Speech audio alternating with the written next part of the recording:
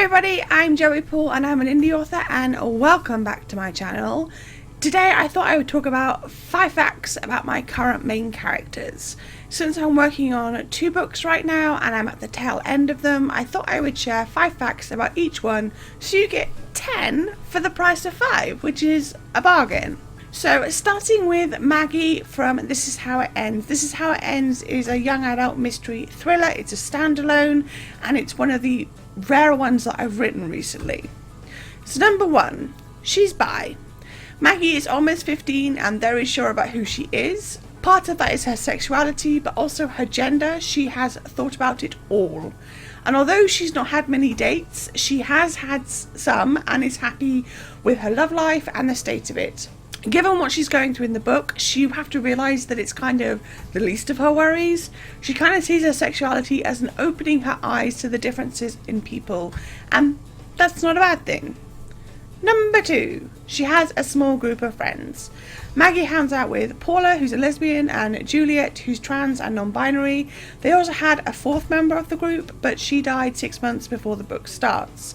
Maggie is close with her friends, but she's also aware that out of the 3 of them, she's kind of the oddball. Not in a bad way, but not all good either. While she and Delia were friends from a young age, Paula and Juliet were added to the friend group when they all arrived at secondary school. And some of the problems that occur are down to the fact that Maggie is seen as closer, or was closer, to Delia than the others, even if she doesn't really agree with that. Number 3, she's not keeping secrets, but others are. Maggie is pretty much an open book. She's happy to tell people anything if they're close to her. But it soon becomes apparent in her friend group that people are keeping secrets from her. And while she gets that sometimes it's okay for that to happen, she does struggle with it. She doesn't want to demand to know everything about their lives, but she does kind of feel left out. And she struggles to find a happy balance without coming off as over the top or abrasive. The jury is still out on whether she manages that or not. Number 4. Maggie loves mysteries. It's part of the reason when questions are raised about Delia's accident that Maggie gets involved. She's always been someone who loves to read and her favourite genre is mystery. She loves the idea of searching for clues and finding a way to solve them before anybody else does. So when she's thrown a clue from the ether, she can't help but follow it, even if it means drawing attention to her friends and the aforementioned secrets they're hiding. It's not something she set out to do, but as she gets pulled along by the thrill of the chase, she kind of loses her way a bit. And number 5, sometimes she doesn't know how to stop. Tied into that last fact, she doesn't always know when the best place to stop is. Not just with mysteries, but asking questions, doing research, and making sure that she's respectful to her friends. She can be a bit full on, and toning it down is something that she's trying to learn. Given the mystery thrown in her lap, she's not really that quick to work out that she might be in danger of hurting or worse someone she cares about.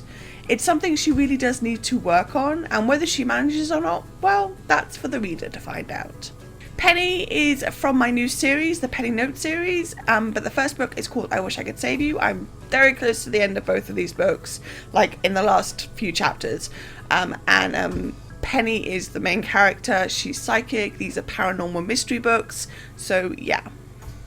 Number 1, Penny is psychic. I just gave you the first fact for free. It's not that strange in her world. 1 in 100 people are born with the ability. Penny didn't want to go any further with her gift, and what others around her would kill for what she's able to do, she's not that fussed about it. She's got her mentor, Nalia, who will guide her through the process.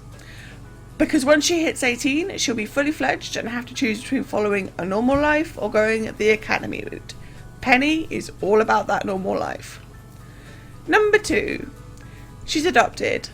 Both her mums were over the moon at being able to adopt Penny when she was a baby. Penny has no memories of her birth parents and hasn't really thought about looking for them. She knows that her mum and mama are the parents she wants and she loves them both dearly. Her mum, Marie, and her mama, Emily, have been so supportive of whatever path Penny wants to go down because of her abilities. She's always known she was adopted, but it's not really a big part of her. It never has been, and she doubts that it will be in the future. Number 3, she's disabled. Penny has Ehlers-Danlos syndrome. The EDS means that her joints are prone to dislocation and she suffers with chronic pain that isn't helped by a stressful life, which adds to the fatigue that makes her struggle. She's never really struggled that much with getting meds and a diagnosis because her mum is a GP and noticed the symptoms and did her diligent research. Being disabled for Penny is just something she has to live with, and bar the occasional moments of ableism, she's not really affected by it. Number 4. She's hopelessly in love with her best friend. Penny has loved Dane for a long time and she's just never had the guts to tell him. Both Penny and Dane are bi, but yet he's always seemed like way out of her league. He's super demonstrative, but he's like that with everybody, and she tries not to read into things too much. Of course, given this is the paranormal mystery / romance, you know that Dane has some feelings of his own, but he's not a main character, so he doesn't get to have facts. Penny is happy to push Dane into relationships just because she wants to see him happy, even if it's not with her. And number 5. Penny wants to be a teacher. Her mama teaches at a different secondary school to the one Penny goes to, and Penny can't help but aspire to be like her. While she adores her mum too, she's never had the head for science or the stomach for medicine, and so teaching seems to be the one that draws her most. Of course, all this means that she has to go the normal route since the academy only really has positions for teaching other psychics, and while there's nothing wrong with that, Penny doesn't want to do it. She wants to make a difference in teens' lives the same way some of her favourite teachers have in hers. Overall, she chose her A-levels carefully so that she could be on the right path to go off to university and become a teacher. So there we have it, 5 facts about each of my MCs, just enough to tease the details without giving too much away because that would just ruin the whole thing.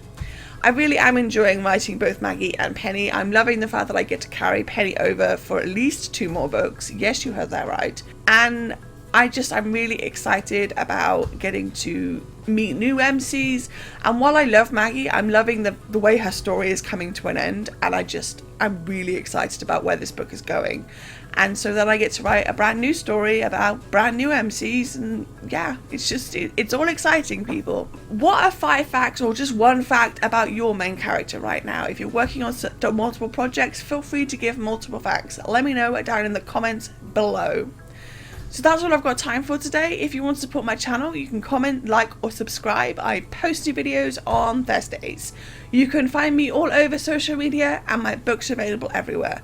And don't forget to pick up Lights On or Lights Out, all the links to which are listed below. Thanks for watching, and remember to keep writing. Bye.